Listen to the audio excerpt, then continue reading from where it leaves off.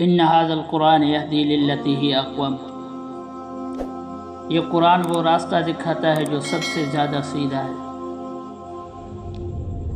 انا انزلناہ قرآنا عربیا لعلکم تعقلون، ہم نے یہ قرآن عربی زبان میں نازل کیا ہے تاکہ تم سمجھ سکو۔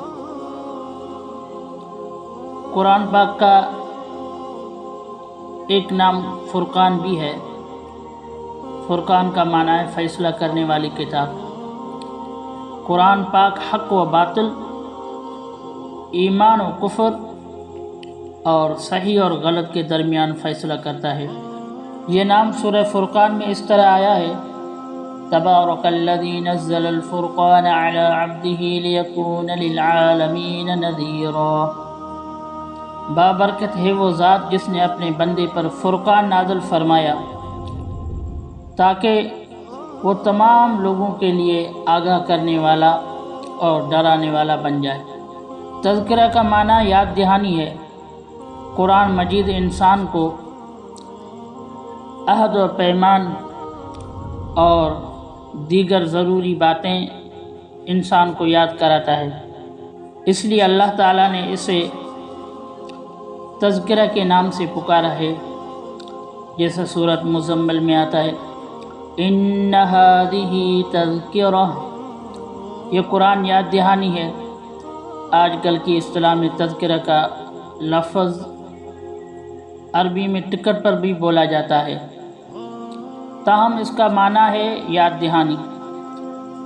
قرآن پاک ہدایت بھی ہے، جیسے فرمایا کہ یہ قرآن ماہ رمضان میں نازل ہوا، جو کہ ھدی للناس وبینات من الھدی، لوگوں کے لیے ہدایت ہے اور اس میں ہدایت کی کھلی نشانیاں ہیں۔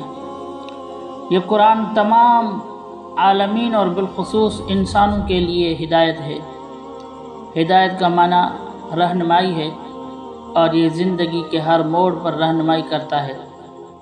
لوگ اپنی مشکلات کو کس طرح حل کریں، اللہ تعالیٰ نے قرآن کو نور بھی کہا ہے۔ وَأَنزَلْنَا إِلَيْكُمْ نُورًا مُبِينًا، یعنی ہم نے تمہاری طرف کھلی روشنی اتاری۔ نور کا معنی روشنی ہے اور یہ اللہ کی صفت بھی ہے۔ نور کا اطلاق اس مجازی روشنی یعنی لائٹ پر بھی ہوتا ہے، اور روحانی روشنی پر، جس کے ذریعے انسان کی روح اور قلب منور ہوتے ہیں، ان کے شکوک اور شبہات رفع ہو کر پاکیزگی حاصل ہوتی ہے۔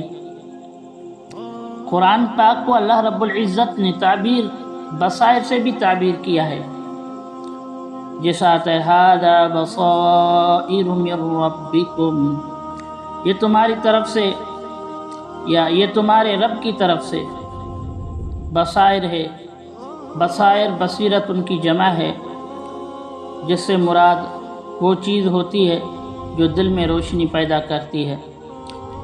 بصارت آنکھ کی روشنی کو کہتے ہیں، جبکہ بصیرت دل کی روشنی کو کہتے ہیں۔ قرآن پاک کا ایک نام روح بھی ہے، جیسا کہ اللہ رب العزت نے خود فرمایا: وَكَذَلِكَ أَوْحَيْنَا إِلَيْكَ رُوحًا مِّنْ أَمْرِنَا، اور اس طرح ہم نے اپنے حکم سے آپ کی طرف روح نازل فرمائی۔